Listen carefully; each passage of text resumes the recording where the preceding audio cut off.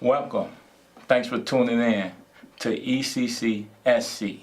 That's Ex-Cons for Community and Social Change.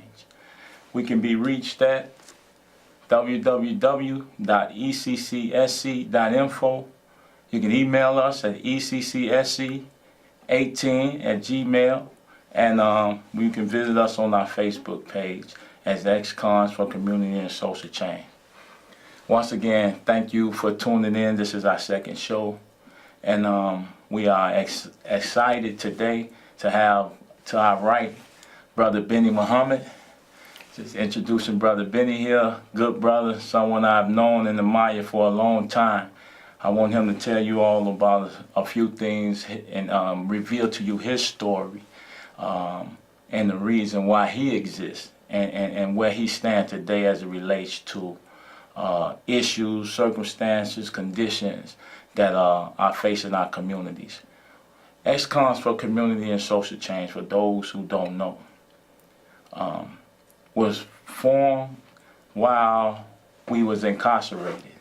A group of us decided that we no longer will accept the status quo that the politicians, legislators put forth as it relates to our lives, our conditions, our circumstances.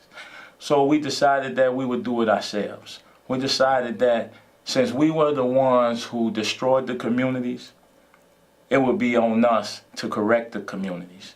And this is where we're at. This is where we're starting. This is only the beginning. And we hope that everyone out there that has been incarcerated, who have something to offer in terms of advice and suggestion. Because the reality is that we're never brought to the table. Even after we serve our debt to society, we're never asked what's the best and more effective way to reduce recidivism. We do 20 and 30 years and never are asked to come to a table to offer our suggestion and our opinion when we were the ones who was confined to the box. So Ex-Cons for Community and Social Change, we're into the people-saving business. The people-saving business is this. We violated our communities. We violated our loved ones. We violated others. And it is our hope that through our actions and our repentance, our remorse, and everything that goes with that thing, that forgiveness, that recompense, we hope to be able to repair our communities with the minds and the bodies of those who have caused the ills. We're not just looking to some benevolent person or individuals to change our conditions in our community. We know that if that's to be done, it has to come through us. So we're looking forward to hearing call-ins from you all out there. Our number is 312 live call-ins. Please call in, offer your suggestion, your input, even in your encouragement. But call us at 312-738-1060. Please give us a call. So once again, without any further delay, I want to introduce Brother Bennie Muhammad. Bennie Muhammad, can you tell the people a little about yourself and the things you've seen? Well, first I'd like to say, I'd like to give thanks to Almighty God Allah for allowing me this opportunity to sit before God's people, and thank you, brother, for allowing me to be on the show. Yes, sir. I have a great interest in ECCSC based on what it stands for. You said certain things in your opening. One, being in that group that was responsible, one of the vanguards in being responsible for placing the community in the condition that it's in now, and having a desire to give back. I am from Gary, Indiana, and I have the same sentiment. I graduated from high school in 1970. Leading up to graduation, leading up to the 8th grade, Yes, sir. I was an honor student. From the 8th grade on, grades began to decline. By my senior year, I was skipping classes. My father passed in my senior year of high school, and I ended up flunking one of the courses that was one of my strongest classes, which was English. I got an FS in my senior year. Now, I did good in grammar, but this particular year, in my senior year, the English teacher, he was a literature buff. He gave us a book to read, Yes, sir. and you were tested on what you read. And so, again, you know, I was the type of individual that would complete my homework before school. We were dismissed from school every evening, Yes. but you couldn't read a book. You know what I mean? So I'm saying that to say I'm looking at the downward spiral. And after my father passed, I didn't handle that well. I watched him suffer for a number of years with a lingering illness, okay? He had lung cancer, you know. Basically, that's what it was. They didn't call it that then. They had another name for it. This is in 1970.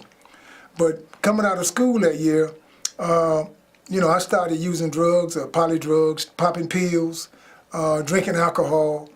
And, of course, you know, that escalated to bigger and greater things, you know. I did all the drugs that there were to do except crack. I thank the God that he opened my eyes right as the crack epidemic was, you know, taking off. But heroin was my choice of drug. But I used everything with it, and you know, with the exception of the crack. Every job I'd had, I got fired from. Even had one job where the employer told me, he said, man, the union rep said, you might as well quit. We can't save you. You're a young man, you'll find a job somewhere else. Wow. So I did, you know. And was married, got married at the young age of 21. Wasn't ready for it, wasn't developed for it. And I blew that after 7 years. You know, sister that I was married to said, enough is enough. I can't take no more of this. In hindsight, I don't know how she lasted 7 years. Wow. So I went through the things that individuals go through to take care of a drug habit. Fortunately, I guess I call it fortunately, I never went to the penitentiary. Now, I have been locked up in various jails, but I never did any time in the penitentiary. I came to Chicago in 1983. There was a methadone clinic in Gary on the corner of 19th and Broadway, and the feds was closing the clinic down because administrative issues going on in there, you know. So I was in deep trouble. I ended up in Chicago. I went to a treatment center here. It's closed now. Safari Training and Human Services was formerly called Safari House, right off 62nd and Wentworth. And while I was in treatment, I was able to clean my life up. However, I got in a relationship with an individual, and the guys that I met were all from 47th Street, Right. Prairie, Calumet, Indiana, that end, Vincennes. And so when I left, I started going to school while I was in treatment. The unit director, she told myself and another brother who has passed on from 47th Street as well, she said, because we were both doing well, she said, this is not a flop house. She said, you're going to go to school or find a job, but you're just not going to flop here. So we went to Dawson on 39th and State. So you're saying Dawson for the sake of time, because I'm sure the people, the callers sir. might have Got some you. suggestion for you. Before we go on with Brother Benny or any other questions that I might have, let's listen and see who's calling. Yes, sir. How you doing, Yes, caller? sir. Fine. My name is Ray. I called last week. You know, I really admire gentlemen like you guys. One did go to the penitentiary, unfortunately, but look at him now. The other one didn't quite make it to the penitentiary, but look at him now. Both of you guys did this with a little bit of family, love, God, and education. Because without those four things, you're not going to make it. I don't care, you know, how bad you think you are. You got to give yourself to love. and I mentioned the 4 things about love. But I really do admire you guys. Look at you have your show now. The gentleman next to you explained everything well. Both of you now have education. But you know what gets me? Why don't we get politicians that really want to help if you do go to the penitentiary? They don't care. And I'll tell you why. Because if they know that you need more education in there, why don't they build a branch or something so you go to school in the morning, in the afternoon, and in the evening? They don't care. They'd rather spend their money trying to get reelected again, trying to spend their money to get money in the community that they get a part of. That's wrong. You guys, I really, really admire you, and thank God for both of you. Thank you, Ray. Thank you, Ray. Let's screen another call. Caller, please. Yes, good evening. I have a suggestion that I think might help you guys out. Make a list of any skills you might have, even if you don't think they're skills. Even if you could make a grilled cheese sandwich on a grill or something, make a list of anything that you can do. And if you have any culinary skills at all, and I'm not saying you can make a master meal, but anything at all, make a list of that and go to every restaurant within like a 3-mile radius, something close to where you live, and just say, look, I'm willing to start anywhere and, work a couple hours, whatever you'll give me so you can see I'm serious about showing up, because that's the most important thing, showing up at a job. And if you can just catch on with that, it can open up all kinds of opportunities, because I think sometimes you guys seem like a couple of humble individuals, like you're trying to seriously do something. I think a lot of times some of the ex-cons have pie-in-the-sky ideas that they're going to make big, huge bucks. There's a lot of people that have never been incarcerated that don't make a lot of money, so go make a list of anything at all that you can do. And I always say restaurants are a good place to start. And just get out your information, and if somebody gets back to you, show up and just show them that you can do something. And if you have any local officials that have a sympathetic ear, maybe they could pass something saying that they could give a tax break to a restaurant or another type of business, that will open the door, at least to get you some part-time hours to keep, some spending money in your pocket so you can, cover some cost. And I just wanted to call in to be encouraging, because it's easy to dump on somebody when they're down, and you shouldn't. Anybody can be down, and you don't have to be down for the count. You have to just kind of be humble and try something that is realistic. Be realistic, and I wish you both good luck and success, because you don't look like two guys that are looking to get back out and perpetrate. You admit, you're contrite. You admit you've done wrong. And again, like I say, any skills, it doesn't have to be restaurant related, anything at all that a lot of times people put themselves down. You don't think that you have any skills at all. Just make a list sometimes of the things that you can do, and pass it along with contact information, anybody that might help you. And you just never know when somebody is in the right kind of mood and it gets to the right person. So again, very good luck to both of you, and God bless you. Thank you, sir. Thank you, caller. Thank you. Real quick, caller. What I want to say is, I don't know if it really is. That is the case about the pie in the sky. From what I've experienced with the brothers that I deal with daily, most of the brothers just want an opportunity. They want an opportunity to have a job that's paying a livable wage. It's not necessarily the $15 to $20 an hour job. They talking $10 to $12. Just to make a living, and to feel some type of dignity and pride about what it is that they do. And also from my experience, a lot of brothers that I talk to and deal with and interact with personally has either horticulture certification, custodial maintenance certification, automotive certification. They have carpentry trade. They have substance abuse counselor skills and certification. A lot of these men actually have associate's degrees, the men that I deal with. So I think the society is a little less forgiving than we are.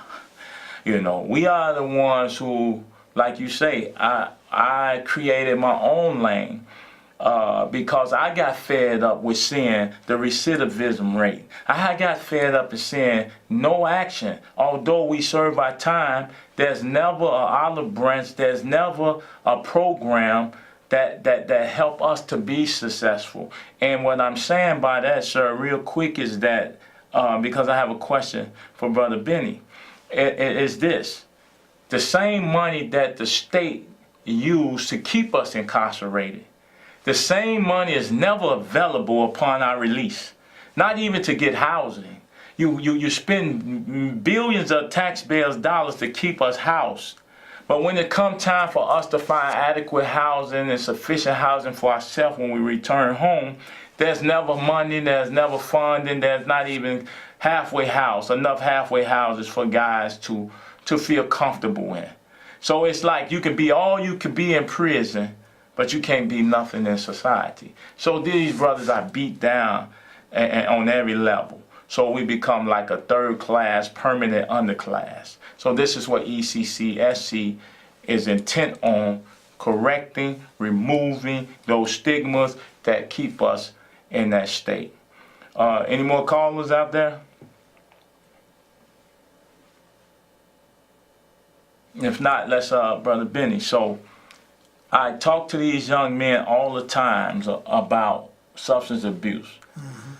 And they pop pills now. They calling them all type of mollies and different names. I told them there's nothing new under the sun. When I was growing up, the older guys was calling them teas and blues. Acid, they was doing wicked water that caused them to hallucinate. Mm-hmm. There was various grains of weed, skunk, sesame, all these different names. Right. So, in your opinion, what is it, what you see, what have you observed as it relates to this drug culture and this, for our youth that's getting caught up in this stuff, man? You know, as a report that was given, a book that was written by a member of the Honorable Minister Louis Farrakhan's research team, by Dr.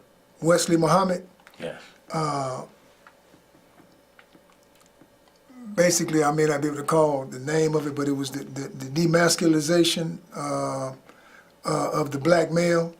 And in his book, he documents, with documentation now, okay, the sources where he got this information from, that the weed, for one, is being scientifically, genetically modified, okay, to alter the nature of the individual.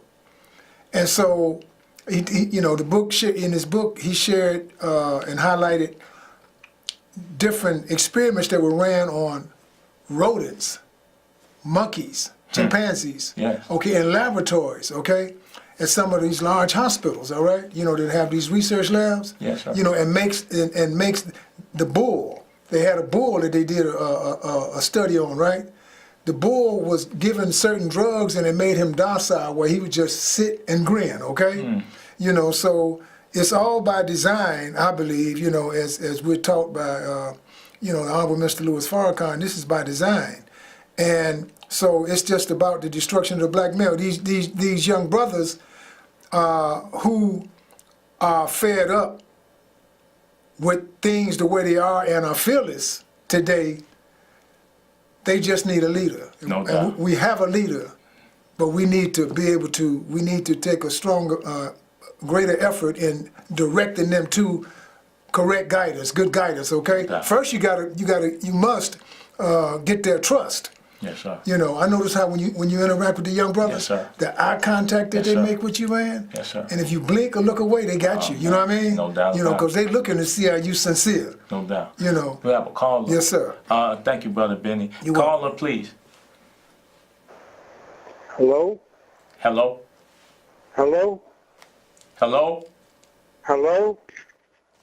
Can you hear me? Yes, sir. We can hear you. I just want to make a comment. I have the utmost respect for these gentlemen, and they just want to say that they are the ones that got caught.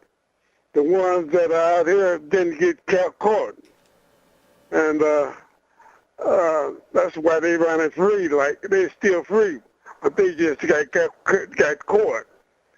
So you can't look down on them, and I have the utmost respect for them.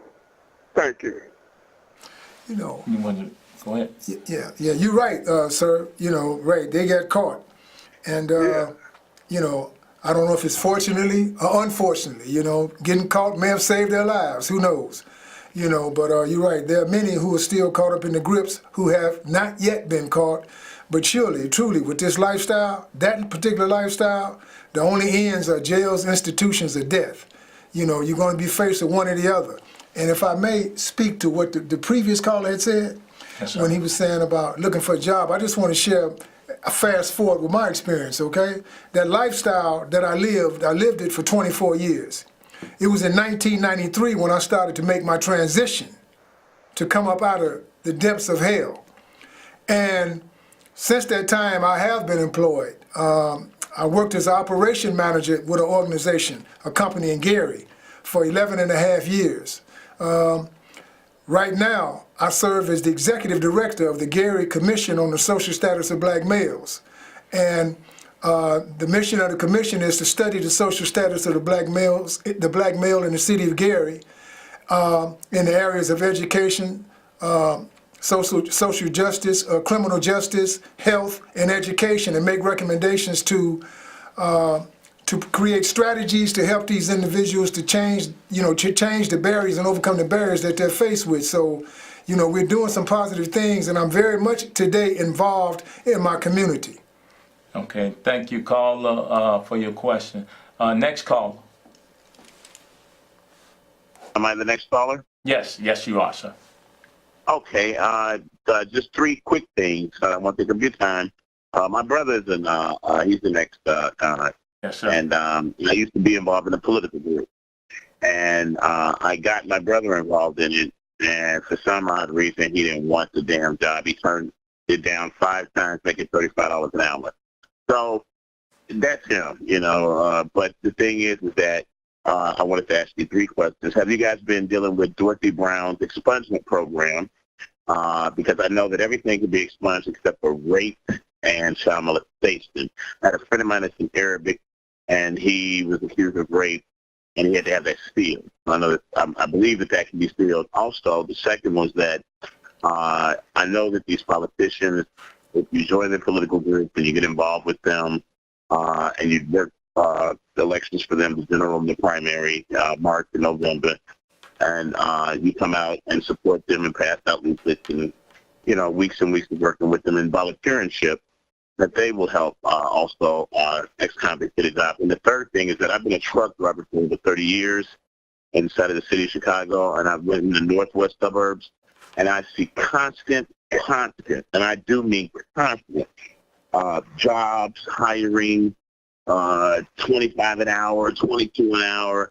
And I start thinking to myself, I'm like, if the black young brothers could just make it out to Wheeling or out to Carroll Stream or out to, Algonquin, that's where the money is at.